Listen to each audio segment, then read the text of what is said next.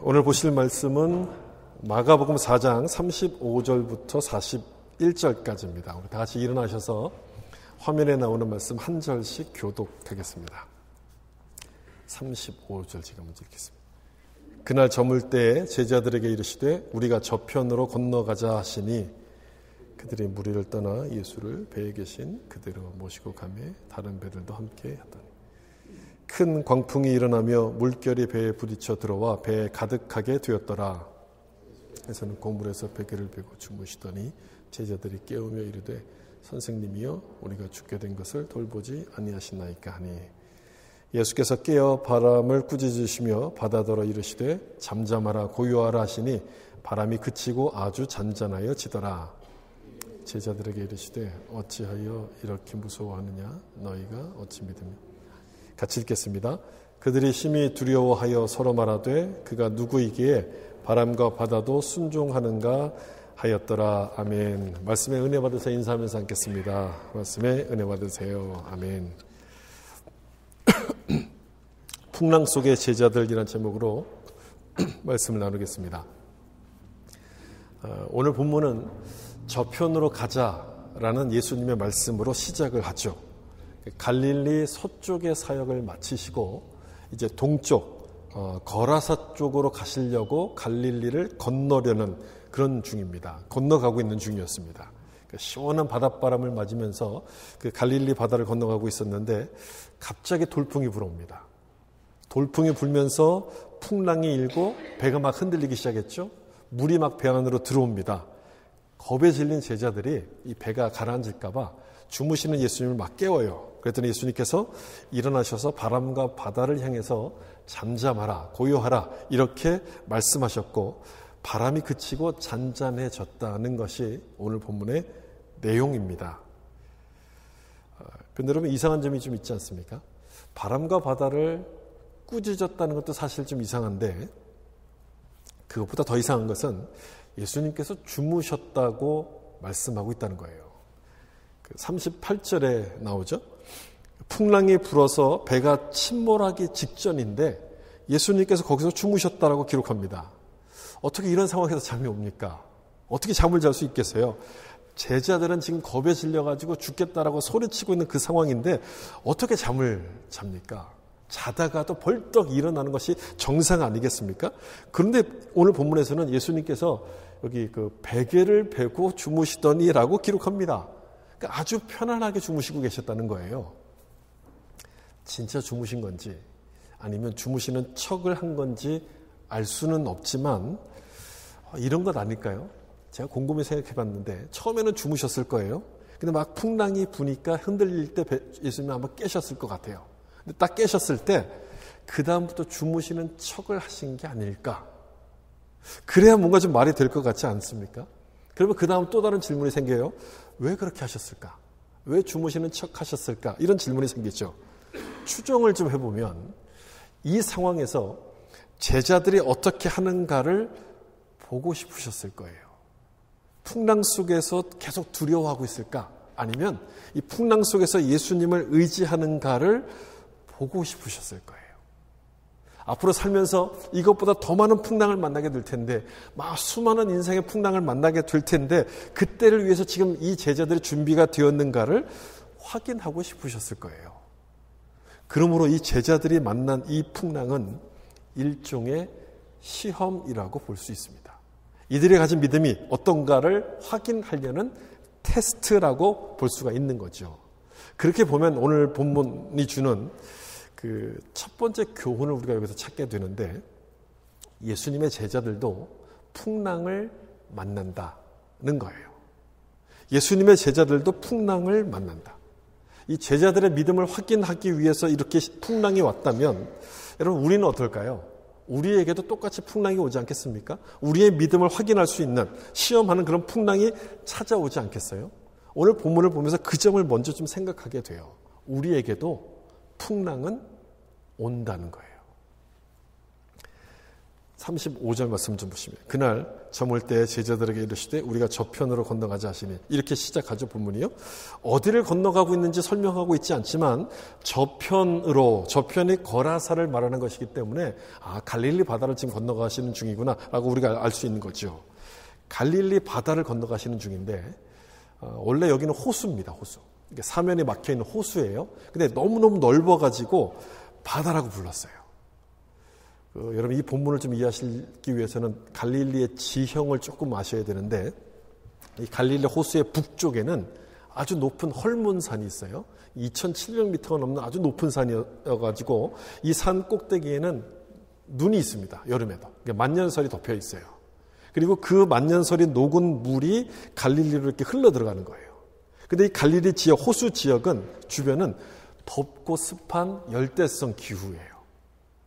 그러니까 차가운 헬몬산에서 내려오는 차가운 기류가 갈릴리 바다의 이 더운 공기하고 이렇게 딱 부딪히게 되면 무슨 일이 벌어지겠습니까? 돌풍이 일어나는 거예요.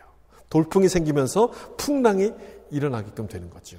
이런 지형적인 특성 때문에 이 갈릴리 바다는 언제 풍랑이 일지 모르는 예측 불허의 바다입니다. 그러면 왜 예수님께서 이 제자들과 함께 갈릴리 바다를 건너셨는지 우리가 이해할 수가 있는 것이죠. 언제 풍랑이 불지 모르는 이 갈릴리 바다처럼 우리의 인생에도 예기치 못한 풍랑이 불어온다는 것을 가르쳐 주시고 싶었던 거예요. 그렇죠. 살다 보면 어느 날 갑자기 풍랑이 막 찾아오지 않습니까? 그래서 막 우리 삶을 막 흔들어 놓잖아요. 뭐 경제적인 풍랑이 올 때도 있고 그 질병의 풍랑이 막 이렇게 우리를 힘들게 할 때도 있어요. 때로는 그 관계 가운데서 오는 그 풍랑들, 그것들이 우리를 막 괴롭힐 때가 있습니다. 미리 예고라도 하고 찾아오면 얼마나 좋아요. 그럼 우리가 준비라도 할 수 있을 텐데 어떻게 견뎌보겠는데 갑자기 찾아와요.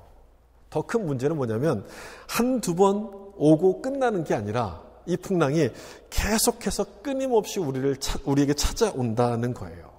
그러니까 정신을 차리지 못하도록 만드는 거예요.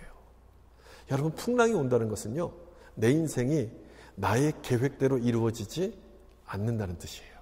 그걸 말씀하고 싶은 거예요. 내가 여러 가지 계획을 세우고 완벽하게 준비했다 할지라도 한번 풍랑이 불면 모든 게 다 날아가 버리는 거예요. 내 인생, 내 계획대로 되지 않는다는 것을 보여주는 것이 바로 풍랑인데, 그래서 예수님은 오늘 본문을 통해서 우리에게 준비하라고 말씀하시는 거예요. 그래서 풍랑이 온다. 인생의 풍랑이 불어올 테니 믿음을 준비하라. 이렇게 말씀하시는 거예요. 마치 일기예보처럼, 풍랑주의보를 말하는 일기예보처럼 우리 가운데 이것을 준비하라고 본문을 통해서 말씀하는 것입니다. 여러분, 신앙생활을 할 때 우리가 많이 오해하는 게 하나 있습니다. 뭐냐면 예수 믿으면 이 풍랑이 사라진다라고 생각하는 거예요. 예수님은 그런 말씀을 하신 적이 없는데 많은 사람들이 예수를 믿으면 풍랑은 없어지는 거구나, 없구나라고 그렇게 생각을 하고 있어요.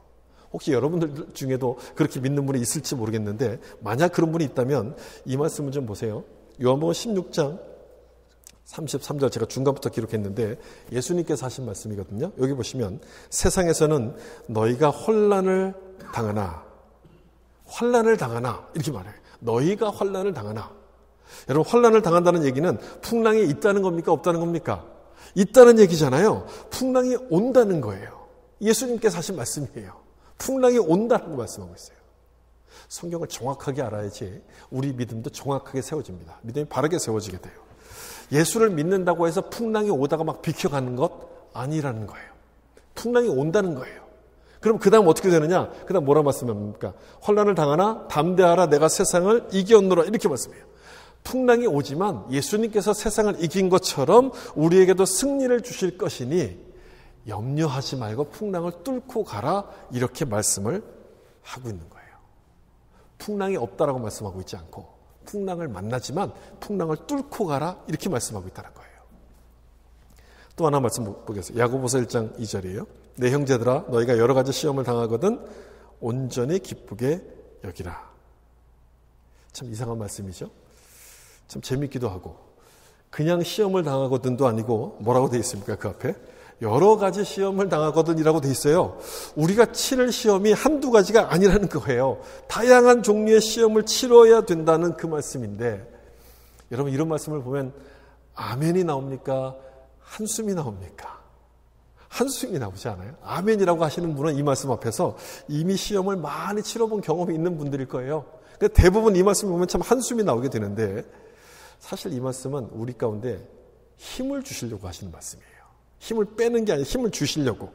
왜 힘을 주시려고 하시는 말씀이냐면, 내가 치르는 시험이 미리 예고한 시험이라고 한다면, 미리 알려준 시험이라고 한다면 오히려 우리 가운데 힘이 생길 거 아니겠습니까?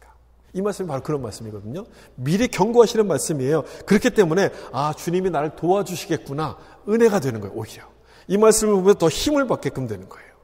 더 은혜가 되는 말씀이 있어요. 그 다음 나오는 베드로전서 4장 12절 말씀이에요. 우리 같이 한번 읽어볼까요? 사랑하는 자들아, 너희를 연단하려고 오는 불시험을 이상한 일 당하는 것 같이 이상히 여기지 말고 라고 되어 있어요. 여기서는 또 어떤 시험을 당한다고 되어 있어요? 불시험이라고 되어 있어요. 불시험. 갈수록 태산이죠. 아까 말했던 그 여러 가지 시험만 해도 참 버거운데, 여기서는 불시험이라고 되어 있어요. 불시험. 그 불시험이 오면 어떻게 하라고 되어 있어요? 이상히 여기지 말고 당연한 것처럼 자연스럽게 받아들여라, 이렇게 말씀을 하고 있어요. 성경이 아주 이상한 책이죠. 아주 이상한 말씀들이 가득하죠. 더 찾아보면 안 될 것 같지 않습니까? 성경은 주로 이런 내용을 말씀하고 있어요. 너희가 시험을 만나면 다 피하게 해줄게, 그렇게 말씀하고 있지 않아요. 풍랑이 온다라고 성경은 이렇게 말씀하고 있어요. 풍랑이 오는데 그 불시험 같은 풍랑으로 온다 할지라도 당연하게 받으라, 이렇게 말씀하는 겁니다. 그렇게 해야 된다는 거예요. 그렇게 하라고 말씀하는 거예요. 시험이 딱 오면 그래, 올 것이 왔구나, 한번 맞붙어보자, 담대하게 받아들이라는 거예요. 내가 견디기 힘든 그 불시험이 온다 할지라도 이거 망했네, 이제 어떻게 살까, 나는 도대체 뭘 해야 될까, 그렇게 우리가 이제 손을 놓고 있지 말고 늘 그랬던 것처럼 그냥 받아들이라는 거예요. 예수님께서 세상을 이기신 것처럼 우리에게도 승리를 주실 것이기 때문에 그걸 그렇게 받아들이라, 이렇게 말씀하고 있는 거예요. 여러분, 할 수 있습니까? 그렇게 할 수 있어요? 참 어렵죠. 힘들 것 같아요. 그래도 위안이 되는 것은 모르고 당하는 것보다 알고 당하는 것이 훨씬 덜 힘들지 않겠어요? 시험이 온다는 것을 알면 그래도 좀 견딜 수 있는 힘이 생기는 거잖아요. 따라서 오늘 본문이 말씀하는 게 바로 그거예요. 풍랑이 온다, 이상히 여기지 말고 그것을 받아들일 준비를 하라라고 오늘 본문이 우리가 말씀하고 있어요. 다시 37절을 좀 보시면, 여기 앞부분에 어떤 풍랑을 만나게 되냐면 큰 광풍이 일어나며라고 되어 있어요. 여기 큰 광풍이라고 되어 있죠. 이 큰이란 형용사는 이 헬라어로 메가스라는 단어인데, 여기서부터 파생된 단어가 어떤 단어냐면 아주 엄청난 힘을 나타내는 메가톤이라는 단어가 여기서 나와요. 메가톤. 그러니까 지금 제자들이 만난 풍랑은 어떤 풍랑, 어떤 급의 풍랑을 만났다는 거예요? 메가톤급의 풍랑을 만났다는 거예요. 아주 엄청난 풍랑을 만난 거예요. 예수님의 제자들 중에는요, 어부 출신이 많았습니다. 베테랑들이었어요. 바다에 대해서는요. 풍랑을 한두 번 경험해 봤겠어요? 풍랑을 딱 만났을 때 이번에도 자기의 경험을 살려갖고 막 물을 퍼내기도 하고 노를 젓기도 하고 여러 가지 일들을 막 했을 겁니다. 그래서 소용이 없는 거예요. 왜? 메가톤급의 풍랑이니까. 어찌할 수가 없는 거예요. 그들의 경험과 노련한 기술을 가지고도 어찌할 수가 없는 상황이었던 거예요. 여러분, 생각해보면 우리 인생에 불어오는 풍랑도 마찬가지 아닙니까? 조금만 버티면 넘어갈 수 있는 그런 풍랑이기보다는 이 본문의 제자들처럼 메가톤급의 풍랑을 우리가 만나는 것 같아요. 내가 만나는 풍랑은 다 그런 것 같아요. 내 경험과 아주 여러 가지 기술로도 어찌할 수 없는 그런 엄청난 이제 인생의 풍랑이 우리를 마구마구 이렇게 막 흔들어 놓지 않습니까? 근데 중요한 것은 뭐냐면, 이러한 엄청난 풍랑이 오지만 오늘 본문이 또 한 가지를 말씀하고 있다는 건데, 그건 뭐냐면 그런 풍랑에도 배는 가라앉지 않았다는 거예요. 배는 가라앉지 않았다는 사실을 여러분 여기서 오늘 본문이 말씀하고 있어요. 그럼 여러분, 뭐가 중요한 겁니까? 풍랑이 온다는 것이 중요한 겁니까? 풍랑이 와도 배가 가라앉지 않았다는 것이 더 중요한 겁니까? 어떤 게 더 중요한 거예요? 후자가 더 중요한 것이죠. 배가 가라앉지 않았다는 것이 중요한 거예요. 그렇다면 아무리 큰 메가톤급의 풍랑이 온다 할지라도 염려할 필요가 없는 것 아니겠습니까? 오늘 비유는 이렇게 시작해요. 아까도 보았지만 35절에 그날 저물 때에 제자들에게 이르시되 우리가 저편으로 건너가자 하시니, 저편으로 건너가자고 하는 그 말, 누가 지금 하는 말인가요? 누가 지금 저편으로 가자고 얘기하는 거예요? 예수님께서 하시는 말씀이에요. 예수님께서 가자 해서 지금 가는 중이었어요. 그러다 풍랑을 만난 거예요. 그럼 여러분 어떻게 될까요? 예수님 말씀대로 하다가 지금 풍랑을 만난 거잖아요. 그러면 저편으로 갈 수 있을까요? 못 갈까요? 저편으로 갈 수 있는 거예요. 배가 풍랑에 가라앉을까요? 가라앉지 않을까요? 가라앉지 않는 거예요. 풍랑을 뚫고 가게 되는데 오늘 본문이 바로 그걸 보여줘요. 풍랑이 오지만 그것을 뚫고 간다. 여기서 필요한 게 있죠. 여기서 필요한 게 뭐냐면 믿음이야, 믿음. 여기서 필요한 게 믿음이에요. 그러니까 오늘 본문의 두 번째 교훈이 바로 이거였는데 풍랑이 오더라도 예수님이 함께 계심을 믿으라는 것이 오늘 본문의 두 번째 교훈이에요. 풍랑이 오더라도 예수님이 함께 계심을 믿으라. 믿음에 대한 말씀이에요. 풍랑을 만난 제자들은 예수님을 깨웠어요. 그랬더니 예수님께서 바람과 바다를 향해서 잠잠하라 이렇게 소리치시죠. 그랬더니 언제 그랬냐는 듯이 이 바람이 잔잔해져요. 그리고 난 다음에 제자들에게 하셨던 말씀이 바로 이 말씀인데 40절 좀 보시면 이에 제자들에게 이르시되 어찌하여 이렇게 무서워하느냐 너희가 어찌 믿음이 없느냐 이렇게 말씀하셨어요. 두 가지를 말씀하시죠. 왜 무서워하느냐 그리고 어찌 믿음이 없느냐 이렇게 두 가지를 말씀하세요. 저는 제자들이 굉장히 섭섭했을 거라고 생각해요. 특히 두 번째 말씀 어찌 믿음이 없느냐 이 부분에서 충격이었을 거예요. 왜냐하면 제자들이 왜 믿음이 없습니까, 여러분? 믿음이 없었다면 지금 이 자리에 있지도 않았겠죠. 예수님을 따르기 위해서 이 사람들은요, 자기 이제 배를 버렸어요, 자기 집을 버렸어요, 모든 걸 다 포기하고 예수님을 따라간 거예요. 그런 결단을 하려면 믿음이 있어야죠. 믿음이 있었어요. 믿음이 없었으면 이 자리에 또 있지 않았을 거예요. 그런데 예수님께서 뭐라고 말씀하세요? 어찌 믿음이 없느냐 이렇게 말씀하셨어요. 그래서 섭섭했겠죠. 엄청 섭섭했을 거예요. 그러나 이 말씀은 이들을 섭섭하게 하려고 하시는 말씀이 아니라 진짜 믿음이 뭔지를 좀 알려주시려는 거예요. 진짜 믿음은 이런 상황에서도 예수님을 의지하는 것이라는 사실을 가르쳐 주시는 거예요. 이런 상황에서도 예수님을 의지하는 것이 진짜 믿음이라는 거예요. 제자들은 스스로 믿음이 있다고 생각을 했을 겁니다. 그런데 풍랑을 보는 순간 당황하기 시작해요. 그리고 불안해지기 시작해요. 믿음이 있다고 생각을 했는데 그게 아니었던 거예요. 그래서 주무시는 예수님을 막 깨우지 않습니까? 주님 이러다 죽겠습니다. 우리를 좀 살려주세요. 막 도와주세요. 깨우잖아요. 38절에 그 내용이 나와요. 여기 중간쯤 보시면 제자들이 깨우며 이르되 선생님이여 우리가 죽게 된 것을 돌보지 아니하시나이까 이렇게 막 예수님을 깨우기 시작해요. 한글 성경에서는 아주 완곡하게 번역해요. 돌보지 아니하십니까? 완곡하게 번역하지만 사실 내용을 보면 공갈 협박이에요. 그렇지 않아요? 잘 보면 그래요. 주님 왜 가만히 계세요? 뭔가를 좀 하셔야죠. 그런 내용 아닙니까? 부르기는 선생님이라고 불러요. 존칭어를 쓰지만 내용은 협박인 거예요. 나를 도와주지 않으면 큰일 날 겁니다. 그런 내용이잖아요. 그런 내용인데 별로 낯설지 않죠. 이 내용이. 우리도 종종 이렇게 하기 때문에 전혀 낯설지가 않는 그런 내용인 것 같아요. 뭔가 급한 일이 딱 생기면 여러분 어떻게 하세요? 주님 뭐 하시는 거예요? 날 좀 도와주셔야죠. 이렇게 막 예수님께 말하지 않아요? 가만 계시지 말고 좀 도와주세요. 예수님께 막 명령을 하시잖아요.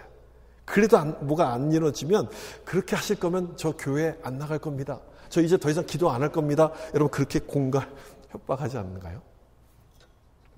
예수님이 옆에 계신데도 없는 것처럼 하는 거예요.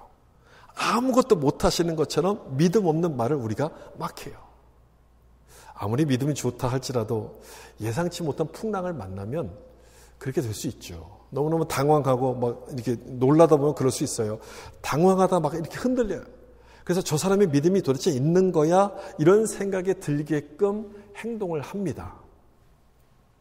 예전에 어떤 분이 사업이 하도 안 되니까 답답했던지 운세를 봤대요. 그러면서 운세를 보니까 올해 자기 사업 운이 없는 해 이렇게 나왔다는 거예요. 올해는 사업 운이 따르지 않는 해 이렇게 나왔다고 하면서 안심했다는 얘기를 하는 거예요. 어이가 없었어요. 이분이 믿음이 없는 것도 아니고 열심히 기도를 열심히 하는 분이거든요. 그런 분이 이런 얘기를 하니까 여러분 얼마나 어이가 없었겠어요. 그런데도 풍랑을 만나니까 이런 어이없는 행동을 해요. 믿음이 있는 줄 알았는데 진짜 믿음이 아니었던 거예요. 앞에서도 제가 설명을 드렸지만 지금 제자들이 풍랑을 만난 것은 어떤 목적 때문에 풍랑을 만납니까? 이들의 믿음을 시험하는 테스트라고 말씀했잖아요. 믿음을 시험하는 테스트였어요. 그걸 생각했어야 되는데 그걸 생각할 틈도 없이 그냥 바로 무너지는 거야. 왜요? 눈앞에 닥친 그 풍랑을 보다가 그만 믿음을 잃어버리게 돼요. 이들에게 믿음이 없었던 건 아니죠. 있었어요. 아까도 제가 말씀드렸지만 믿음이 있었어요. 그러니까 예수님을 따라갔죠. 예수님이 한마디만 하시면 모든 것들, 풍랑이 잠잠해진다는 것을 이 제자들은 알았습니다. 그래서 그러니까 예수님을 깨운 것 아니겠습니까? 예수님께 깨워서 뭔가를 이렇게 도움을 청했던 거예요. 예수님의 능력은 알았는데 그 능력을 지금 사용하실 것이라는 사실을 믿지 못한 거예요. 능력은 알았는데 그 능력을 날 위해서 사용하신다는 사실을 믿지를 못한 거예요. 여러분, 아는 것과 믿는 것은 다른 거예요. 아는 것을 믿음이라고 생각했던 거예요. 근데 그 예수님의 능력을 온전하게 믿지를 못했어요. 그래서 이 풍랑 속에서 이 사람들이 가지고 있던 그 믿음의 실체가 드러났던 거예요. 풍랑을 보니까 예수님의 능력을 알았어도 마음이 불안해요. 뭘 하실지 거기에 대한 마음, 뭔가 믿지를 못한 거예요. 그래서 예수님을 깨워서 막 협박했던 거예요. 여러분, 믿으면 보통 기다리잖아요. 믿음이 있으면 기다리거든요. 절대 막 예수님 뭐 하시는 거야 이렇게 협박하지 않아요. 근데 이 사람들은 막 협박했다는 얘기는 믿지를 못했다는 얘기예요. 그러면 풍랑이 올 때 어떻게 해야 되느냐? 풍랑이 막 와서 내 마음이 막 힘들고 불안하고 두려워질 때 그때 어떻게 해야 되느냐? 좋은 방법을 좀 알려드릴까요? 이 방법이 제일 좋아요. 눈을 감으면 돼요. 눈을 감으면 돼요. 눈을 뜨면 풍랑이 보이는 거예요. 풍랑이 보이니까 집중이 안 되죠? 그때는 눈을 딱 감고 주님이 뭐라고 말씀하시는지 그 음성을 들으셔야 돼요.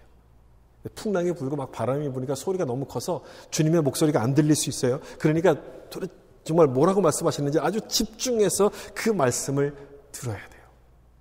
여러분, 제자들에게 뭐라고 하셨는지 보세요.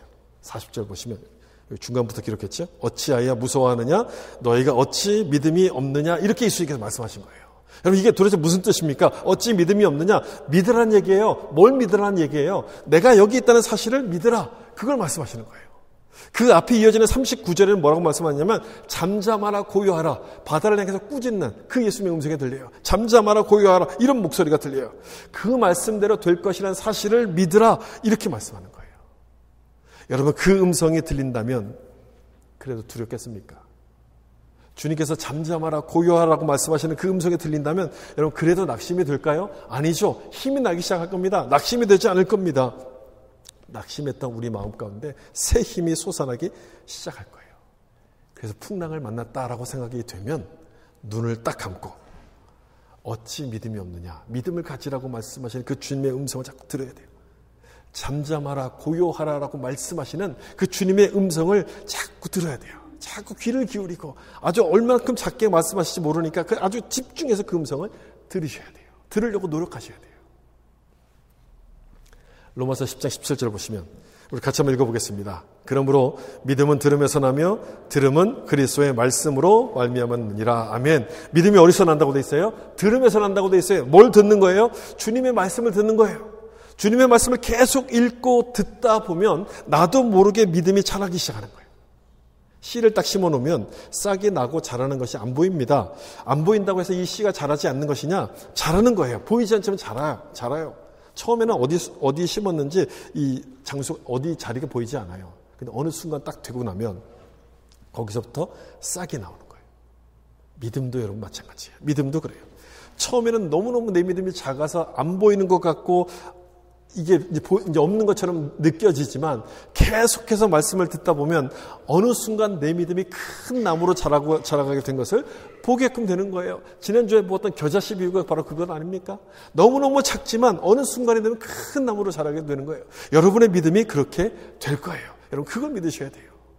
믿음은요, 다른 방법이 없어요. 다른 방법이 없어요. 그냥 자꾸 들어야 돼요, 말씀을 자꾸 들어야 되고 어렵다고 생각되면 더 많이 말씀을 붙잡으셔야 돼요. 원래 힘들면, 원래 아프면 밥 먹을 힘도 없는 거 아닙니까? 원래 힘들면 이 말씀을 붙들 힘도 없어요. 여러분, 그래도 그럴 때 그래도 이 말씀을 붙잡으셔야 돼요. 주님께서 나에게 잠잠하라. 내 인생을 막 흔들고 놓고 있는 이 풍랑을 향해서 잠잠하라, 고요하라고 말씀하시는 그 음성을 자꾸 이렇게 들으셔야 돼요. 그 음성이 들릴 때까지 이 말씀을 이렇게 붙들어야 돼요. 그래야지 여러분 믿음이 생기는 거예요. 그래야지 우리 믿음이 자라는 거예요. 풍랑 속에서 나와 함께 하시는 그 예수님이 보이기 시작하면서 이 풍랑을 뚫고 갈 믿음이 생기게 되는 것인데, 그런 은혜가 여러분 가운데 임하길 예수님의 이름으로 축복합니다. 아멘. 그 다음에 39절 말씀 보시면 예수께서 바람을 꾸짖으시며 바다더러 이르시되 잠잠하라 고요하라 하시니 바람이 그치고 아주 잔잔하여지더라. 이 말씀에서 우리는 마지막으로 예수님이 어떤 분인가를 좀 생각해 보게 돼요.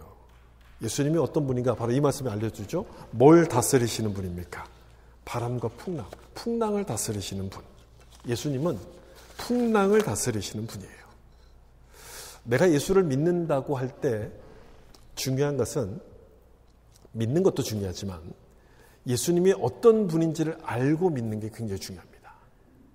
아, 나 예수 믿어. 그리고 예수님이 어떤 분인데 설명할 수 있어야 돼요. 내가 믿는 예수가 어떤 분인지를 알고 믿는 게 굉장히 중요해요.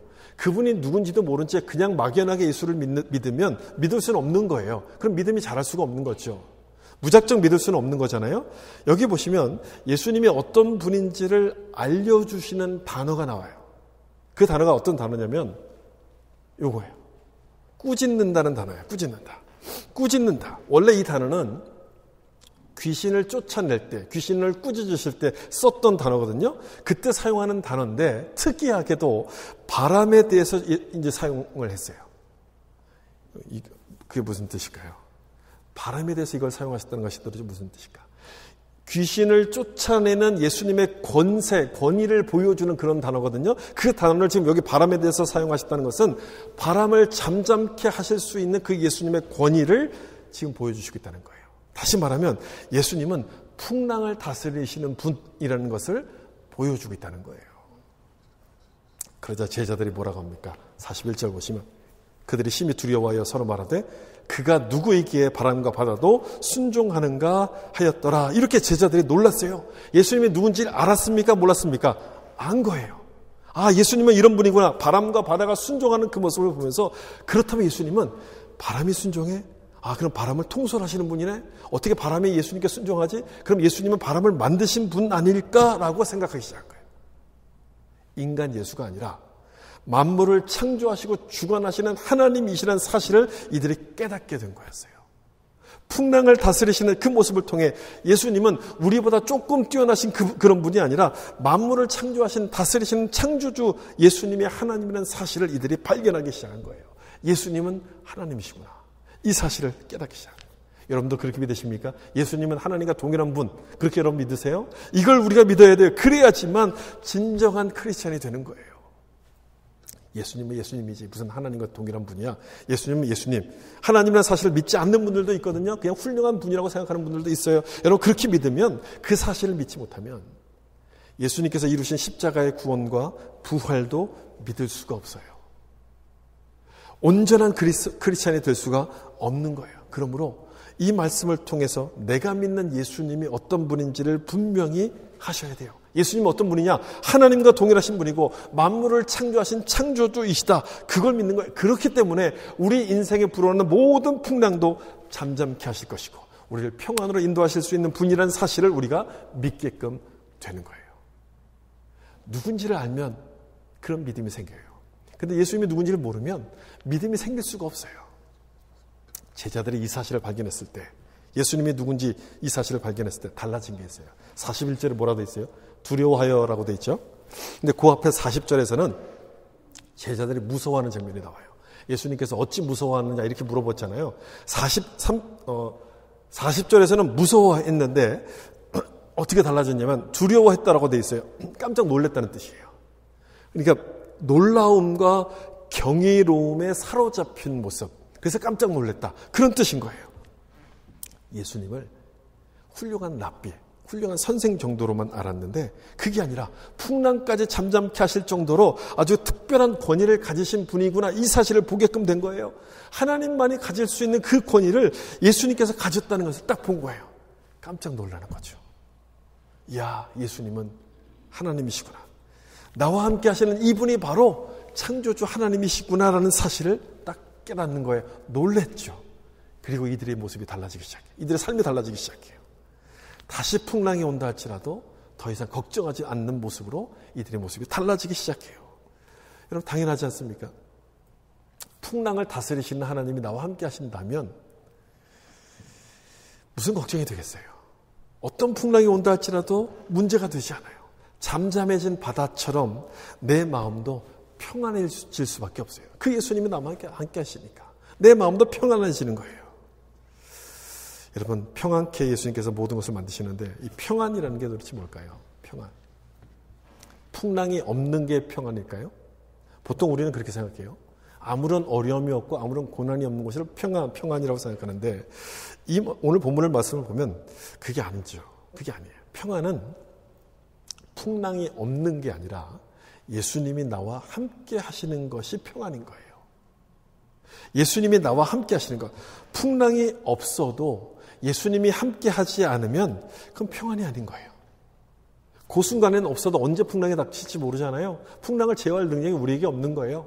풍랑이 없어도 예수님이 함께 하지 않으면 그건 평안이 아니에요. 풍랑에 불어온다 할지라도 그 주님이 나와 함께 계신다면 그 삶이, 그 모습이 우리에게 주어진 그 평안이라는 사실, 여러분 그걸 믿으셔야 돼요. 예수님이 함께한 것이 평안이라는 사실을 여러분 믿으셔야 돼요. 다시 한번 이 사건이 어떻게 시작하는지를 좀 생각해 보세요. 아까 35절에서 누가 건너가자라고 말씀하세요? 우리가 저편으로 건너가자. 누가 이렇게 건너가자고 말씀하세요? 예수님이 말씀하신 거예요. 예수님이 가자고 말씀하셨거든요. 그렇다면 예수님이 가자고 하셨으면 갈릴리 바다를 건널 계획도 예수님이 갖고 계신 것 아니겠습니까?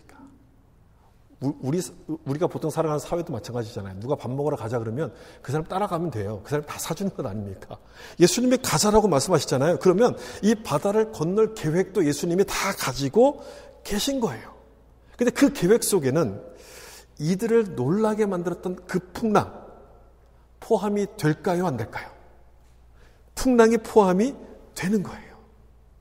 이 풍랑도 예수님의 계획 중에 하나였던 거예요. 이 풍랑을 통해서 뭘 깨닫게 하기 위해서 풍랑을 다스리시는 분이 계시다. 예수님이시다. 이걸 알고 믿게 하려고 이 계획 속에 이걸 집어넣으신 거예요. 그래서 이 풍랑을 뚫고 저 바다 저편으로 인도하실 것을 믿으라고 이렇게 인도하신 것인데, 그러므로 이 풍랑은 두려워할 것이 아니라 감사할 일이 되는 거예요. 감사할 일이 돼요. 주님께서 나를 인도하심을 볼 수 있는 기회가 되기 때문에 그렇다는 거예요. 여러분 그걸 믿으셔야 되는 거예요. 예수 믿는 사람들은 왜 어려움 중에도 감사할까? 그 주님이 인도하시는 기회를 보기 때문에 우리에게 감사하는 거예요. 풍랑을 만날 때에도 잠잠하라고 말씀하시는 그 주님이 나와 함께 계심을 믿기 때문에 그 시간이 평안의 시간이라는 것을 우리가 굳게 믿는 거예요. 그렇죠? 우리 주님이 함께 하시면 풍랑이 와도 염려할 필요가 없어요. 풍랑을 뚫고 저편으로 우리를 인도하실 것을 우리가 믿기 때문에. 그런데 혹시 지금 여러분들 중에 풍랑 앞에서, 인생의 풍랑 앞에서 흔들리는 분들이 있다면 그걸 좀 믿으셨으면 좋겠어요. 잠잠하라고 말씀하시는 그 주의 음성이 여러분들 귀에 좀 들리셨으면 좋겠어요. 그리고 저편으로 가자고 말씀하시는 그 주님의 음성도 여러분 믿으시면 좋겠어요. 저편으로 가자. 주님이 이렇게 말씀하시면 우리는 풍랑을 뚫고 가는 거예요. 우리 주님은 지금보다 더 좋은 곳으로 우리를 인도하실 거예요. 더 좋은 곳으로 인도하실 텐데 그 과정에는 풍랑을 만나게 되는 거예요. 그렇지만 주님이 함께 하시기 때문에 풍랑은 아무런 문제가 되지 않아요. 이 풍랑을 뚫고 갈 수 있는 힘을 우리에게 주실 것이고 우리 믿음을 더욱더 견고하게 만드실 것이기 때문에 우리는 어느 순간에도 걱정할 필요가 없는 거죠. 오늘 본문을 통해서 여러분 두 가지를 좀 기억하시면 좋겠어요. 두 가지 주님의 음성. 하나는 저편으로 가자는 거예요. 또 하나는 잠잠하라, 고요하라. 예수님은 딱 이 두 가지, 어찌 믿음이 없냐 이 세 가지 말씀하셨는데 그중에 딱 이 두 가지의 음성만 여러분 기억하시면 좋겠어요. 풍랑을 딱 만날 때 이 음성을 기억해 보세요. 저편으로 가자. 우리를 뚫고 지나가도록 인도해 주실 거예요. 그리고 잠잠하라 고요하라고 말씀하신 그 주의 음성을 자꾸 묵상해 보시면 내가 겪고 있는 이 인생의 풍랑 앞에서 주님께서 그렇게 말씀하시고 그것을 잠잠케 하실 것이라는 믿음이 믿어지기 시작하는 거예요.